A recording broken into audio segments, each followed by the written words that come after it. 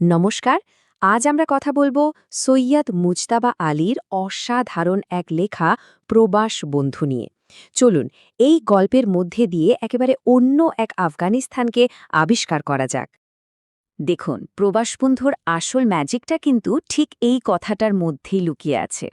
লেখক এখানে খুব সহজ করে কিন্তু দারুণ এক রসবোধের সাথে আফগানিস্তানের সাধারণ মানুষের জীবনযাত্রার একটা ছবি এঁকেছেন। আর এটাই শুরুতেই গল্পের মূল সুরটা আমাদের ধরিয়ে দেয়। তো চলুন একদম গোড়া থেকে শুরু করা যাক। এই প্রবাস বন্ধু জিনিসটা আসলে কি, আর এটা কোথা থেকে এলো? আচ্ছা, একটা খুব মজার ব্যাপার হচ্ছে, প্রবাসবন্ধু কিন্তু আসলে আলাদা কোনো বই না। এটা হলো সৈয়দ মুজতাবা আলীর বিখ্যাত দেশে বিদেশে বইটারই একটা অংশ, বলতে পারেন ১৫ নম্বর অধ্যায়। আর ঠিক এখানেই লেখক আফগানিস্তানে থাকার সময় তার যে ব্যক্তিগত অভিজ্ঞতা হয়েছিল সেগুলোর কথাই বলেছেন। আর এই কারণেই কিন্তু গল্পটা পড়তে গিয়ে এত জীবন্ত আর কাছের মনে হয়। আচ্ছা, এবার একটু গল্পের সেটিং বা পটভূমির দিকে নজর দেয়া যাক। মানে, লেখক যে আফগানিস্তানকে দেখিয়েছেন সেই জায়গাটা ঠিক কেমন ছিল। গল্পের পরিবেশটা কিন্তু দারুণ ইন্টারেস্টিং। একদিকে রুক্ষ পাথুর একটা দেশ, ধূসর পাহাড় ছাড়া কিচ্ছু নেই। আবার অন্যদিকে সেখানকার আবহাওয়া হলো বরফ, শীতল, একেবারে হাড় কাঁপানো ঠান্ডা।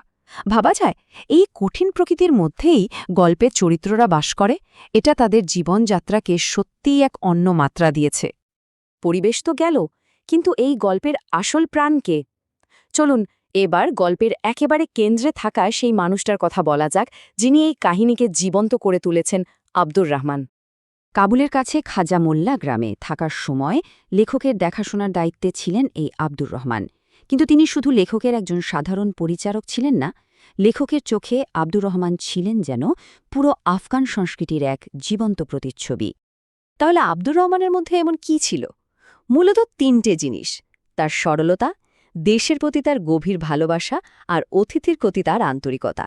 এই সব কিছু মিলিয়েই আব্দুর রহমান চরিত্রটা এত সহজে পাঠকের মনে জায়গা করে নেয়। আর এই আব্দুর রহমানের মাধ্যমেই কিন্তু লেখক আমাদের আফগানিস্তানের সংস্কৃতির একেবারে ভেতরে নিয়ে যান, বিশেষ করে তাদের খাবার দাবারের জগতে। তো মনে প্রশ্ন আসতেই পারে, আফগানিস্তানের জীবনযাত্রা বা তাদের খাবার দাবার আসলে কেমন? এই প্রশ্নটার উত্তরই যেন পুরো গল্প জুড়ে ছড়িয়ে আছে। আর সেই উত্তরটা আমরা পাই আব্দুর রহমানের প্রতিদিনের কাজকর্মের মধ্যে দিয়ে। এক কথায় বলতে গেলে দারুণ।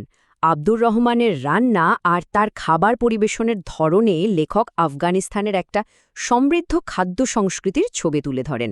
সাধারণ রুটি থেকে শুরু করে নানা রকম মাংসের পদ, সবকিছুতেই একটা বৈচিত্র্য ছিল আর স্বাদ ছিল অতুলনীয়। এটাই আসলে প্রমাণ করে যে একটা কঠিন পরিবেশের মধ্যেও কোনো সংস্কৃতি কতটা প্রাণবন্ত হতে পারে। তো এত সব কিছুর পর এই চমৎকার গল্পটা থেকে আমরা আসলে কি শিখলাম, এর মূল বার্তাটা কি? চলুন এবার সেটা একটু বোঝার চেষ্টা করি। দেখুন, মূল কথাটা হলো, প্রবাসবন্ধু শুধু একটা ভ্রমণ কাহিনী নয়, এটা তার চেয়ে অনেক বেশি কিছু।